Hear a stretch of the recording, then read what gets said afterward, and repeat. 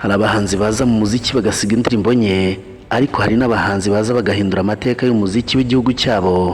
Mu Rwanda, izina King James ni rimwe mu mazina yubatse amateka akomeye, cyane cyane mu njyana ya R&B.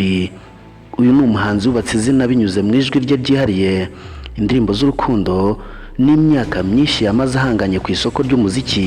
Uyu munsi turarebera hamwe urugendo rwe kuva akiri umwana, uko yinjiye mu muziki, ibihe bikomeye yanyuzemo ndetse n'uko ahagaze ubu.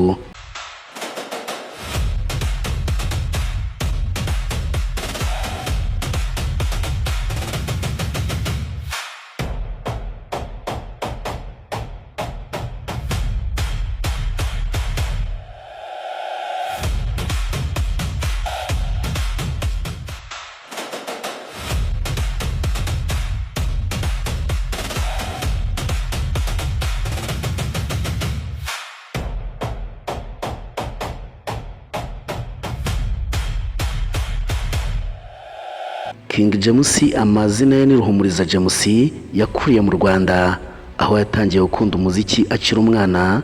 Nubwo atari yahisemo kuzaba umuhanzi, yakundaga kuririmba ndetse akitabira ibikorwa by'umuziki byabaga ku ishuri no mu rusengero.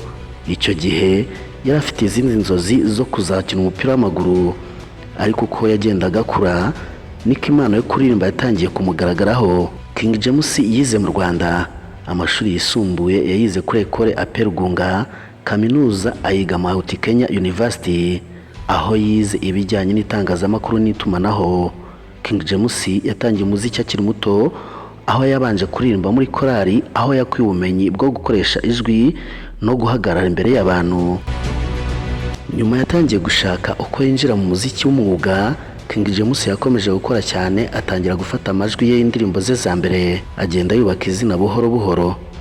King James yagiye agira abantu bamufashije mu buryo butandukanye, barimo abatunganya umuziki, abamufashije kwamamaza ibikorwa bye, ndetse n'abafana bamufashije kuva mu ntangiriro. Izina King James ryabaye izina ry'ubuhanzi ryamufashije kumenyekana, ryerekana isura yashakaga kwerekana mu muziki, umuhanzi wihariye, ufite icyerekezo kandi ushaka kugera ku rwego rwo hejuru. King James yamenyekanye cyane mu ndirimbo zakunzwe na benshi.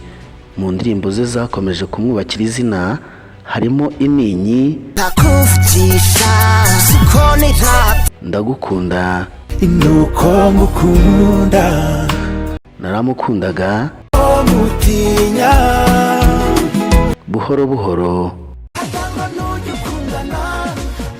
Umugisha, Umugisha, Ndakwizera, Genda kwizera, n'izindi nyinshi. Izi ndirimbo ze ahanini zagiye zirangwa n'amagambo y'urukundo, ubuzima n'ubutumwa bukora ku mitima y'abazumva. King James yabaye umwe mu bahanzi bagize uruhare mu kuzamura injyana ya R&B mu Rwanda no guha umwanya injyana zishingiye ku majwi meza n'amagambo afite ubutumwa. King James nubwo yari yubatse izina icyo gihe, yagiye ahura n'ibibazo nk'umuhanzi wari umaze imyaka myinshi mu muziki. Yahuye n'ibihe umuziki wahindukaga, hakaza injyana nshya n'abahanzi bashya, ariko yakomeje guhangana n'impinduka z'igihe, agumana umwimerere we. Uyu munsi King James aracyabarizwa mu bahanzi bafite izina rikomeye mu Rwanda, nubwo umuziki wahindutse kandi hakaza abahanzi bashya. Ibikorwa bye byasize amateka. Ni umwe mu bahanzi bafatwa nk'abagize uruhare mu kubaka umuziki nyarwanda wo muri iki gihe, kandi na n'ubu baracyakora. King James urugendo rwe rutanga isomo kw'Imana, kwihangana no gukora cyane bishobora guhindura umuntu akagera ku rwego rwo hejuru. Iyi niyo nkuru y'urugendo rwa King James, umuhanzi wavuye mu bwana akunda kuririmba akagera ku rwego rwo kwitwa umwe mu bami b'umuziki nyarwanda.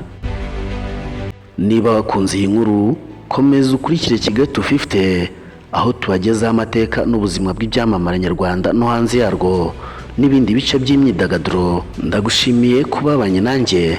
Ni Kigali 250, ubusanzwe njye nitwa Nero. Amakuru yo nakagaruka, mbifurije kugubwa neza.